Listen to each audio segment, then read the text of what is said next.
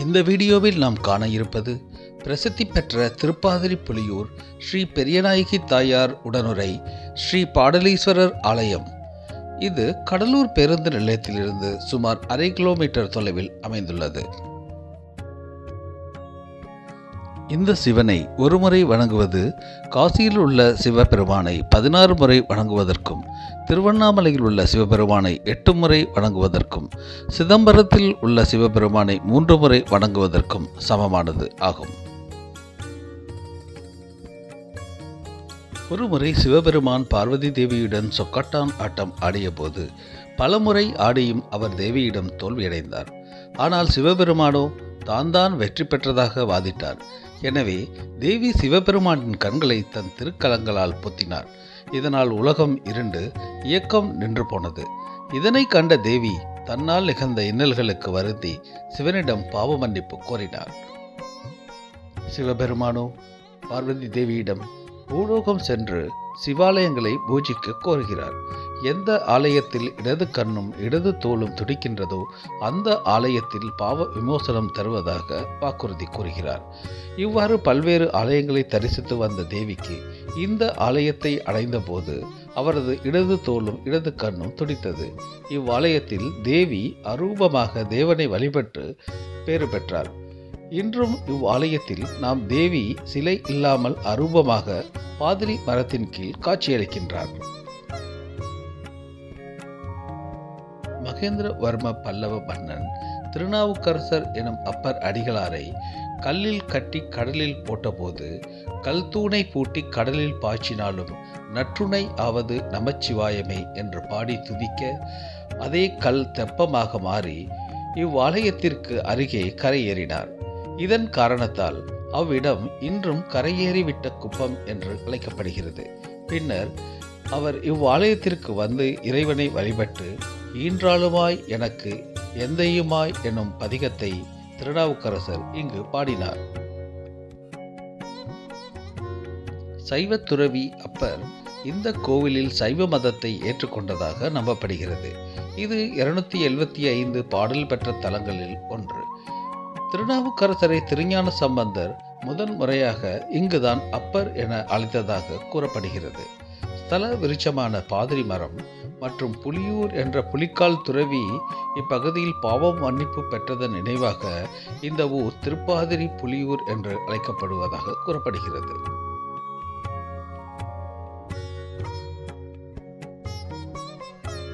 சிவபெருமானுக்கு தூய மலர்களால் அர்ச்சனை செய்ய விரும்பிய மழன் என்ற முனிவர் மரத்திலிருந்து கீழே விழும் மலர்களையும் வண்டு போன்ற உயிரினங்களால் நுகரப்பட்ட மலர்களையும் கொண்டு கடவுளுக்கு பூஜை செய்ய மறுத்தார். அதனால் அதிகாலையிலேயே மரத்தில் ஏறி அர்ச்சனை பூக்களை சேகரிக்க எத்தனித்தார். இரவு நேரத்தில் கண்களுக்கு போதிய வெளிச்சம் இல்லாமையாலும் மரத்தில் ஏறுவதற்கு தேவையான உடலமைப்பு இல்லாமையாலும் மிகுந்த கவலையுற்றார். அதனை தீர்க்க சிவபெருமானை நோக்கி தவமிருந்து புலியைப் போலவே இரவில் தெரியும் பார்வையையும் கால்களையும் நகங்களையும் பெற்றார். இதனால் இவர் புலிக்கால் முனிவர் என்று அழைக்கப்பட்டார். சமஸ்கிருதத்தில் வியாக்ரம் என்பது புலியை குறிப்பதனால் வியாக்ரபாதர் என்று அழைக்கப்பட்டார். இதற்கு புலிக்கால்களை உடையவர் என்று பொருளாகும். தமிழில் புலிக்கால் முனிவர் என்றும் அறியப்படுகிறார். இவர் திருச்சி சமயபுரம் அருகில் உள்ள திருப்பட்டூர் என்னும் இடத்தில் ஜீவசமாதி அடைந்தார்.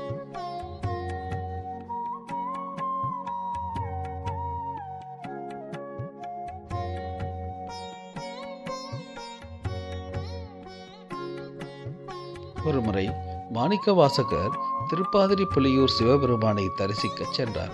அப்போது கடில நதியில் வெள்ளம் பெருக்கெடுத்தோடியது. இதனால் அங்கேயே 3 நாட்கள் காத்திருந்தார். வெள்ளம் வடியவில்லை. தன் நிலையை கூறி சிவபெருமானை வழிபட சித்தராக தோன்றிய சிவன் மாணிக்கவாசகரை நீர்மேல் நடந்து வருமாறு பணித்தார். ஆனால் பயத்தால் மாணிக்கவாசகர் அப்படியே நின்றார். உடனே சிவன் மாணிக்கவாசகரை கண்களை மூடும்படி கூறிவிட்டு பிரம்பு ஒன்றை ஏவி பாடலவனத்தில் வராமல் அந்த நதியை திசை திருப்பி ஓட செய்தார். கண் விழித்த மாணிக்கவாசகர் இறைவன் கருணையை நினைத்தபடியே திருத்தலம் வந்து வழிபட்டார். சிவபெருமானால் கடில நதி திசை திருப்பப்பட்டது இந்த கூகுள் வரைபடத்தில் நீங்கள் காணலாம்.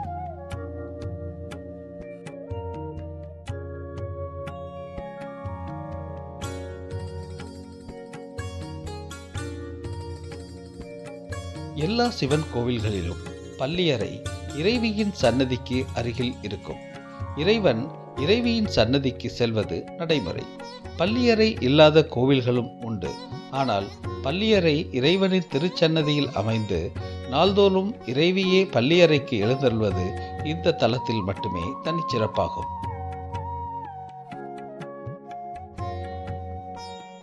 உலக உயிர்கள் நலம் பெறுவதற்காக இத்தல இறைவன் 16 வயதினராய் சித்தர் வடிவில் இங்கு வந்தார். இத்தல ஆலயத்தில் உள்ள சிவகரை தீர்த்தம் சித்தராக உருக்கொண்டு வந்த ஈசன் கை வைத்ததால் உருவானது என்று கூறப்படுகிறது. இதில் கங்கையின் ஒரு பகுதி கலந்துள்ளதாக நம்பப்படுகிறது. ஈசான்ய மூலையில் இந்த தீர்த்தம் இருப்பதால் இந்த தீர்த்தத்திற்கு சக்தி அதிகம்.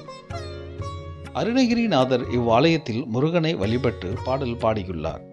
அகத்தியர், வியாக்கிரபாதர், மங்கட முனிவர், உபமன்னியர், ஆதிராசன், மாதவ சிவஞான முனிவர் ஆகியோர் பூஜித்து பேறு பெற்ற தலம் ஆகும். கடை ஞாழல் கூடலூர் புதுநகர் என புராணங்களில் அழைக்கப்பட்ட நகரம். பாடலீஸ்வரர், கன்னிவனநாதன், தோன்றா துணை நாதன், காய் ஞாழலுடைய பெருமான், சிவ கொழுந்தீசன், உத்தரேசன், பாடலநாதன் என பல பெயர்களில் இந்த இறைவன் அழைக்கப்படுகிறார்.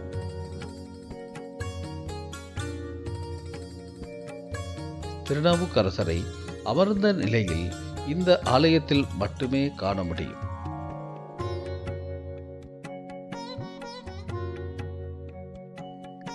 தல விருட்சம் பாதிரி மரம், தல தீர்த்தம் சிவகரை, பிரம்ம தீர்த்தம், கெடில நதி, பாலோடை, சிவகர தீர்த்தம்.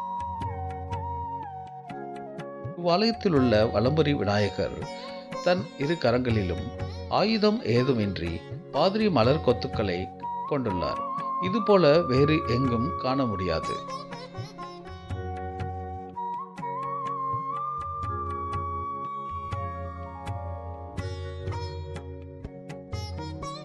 இந்த கோவிலுக்கு உள்ளேயே சப்த மாதாக்கள் சன்னதி உள்ளது.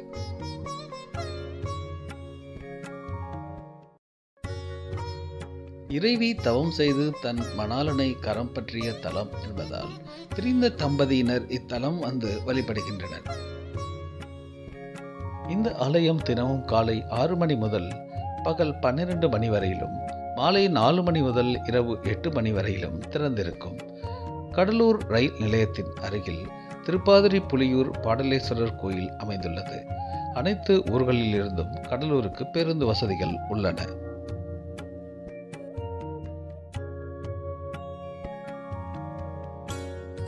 உட்பிரகாரம் சுற்றி வரும்பொழுது 63 சன்னதியை தரிசிக்கலாம். அடுத்து தல விநாயகரான கன்னி விநாயகர் அருள் பாலிக்கின்றார். அம்பிகை இறைவனை வழிபட்ட போது உதவி செய்தமையால் கையில் பாதிரி மலருடன் காட்சி தருகின்றார். உள் சுற்றில் உற்சவ திருமேனிகளின் சன்னதி, வியாக்கிரபாதர், அகத்தியர் முதலியோர் பூஜித்த லிங்கங்கள், மீனாட்சி சுந்தரேஸ்வரர் சன்னதி, வள்ளி தெய்வானை சமேத ஆறுமுக சன்னதி இருக்கின்றன. துவார பாலகரை தொழுது உள்ளே சென்றால் பாடலேஸ்வரரை தரிசிக்கலாம். இங்கு சிவன் சுயம்பு மூர்த்தியாக அருள்பாலிக்கின்றார். இந்த ஆலயத்தில் காணப்படும் கல்வெட்டுக்கள் மூலம் சுமார் 1100 ஆண்டுகளுக்கு முன்பாக கட்டப்பட்ட கோயில் என்பது தெரிய வருகிறது. நீங்களும் இவ்வாலயத்திற்கு தங்கள் குடும்பத்துடன் ஒருமுறை சென்று சிவபெருமான் அருளை பெற்று வாருங்கள். இவ்வாலயத்திற்கு அருகிலேயே பிரசித்தி பெற்ற திருவந்திபுரம் தேவநாத பெருமாள் மற்றும் அயக்ரீவர் ஆலயம் உள்ளது.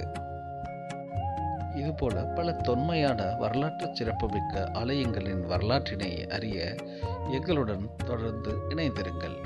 ஓம் நமச்சிவாய.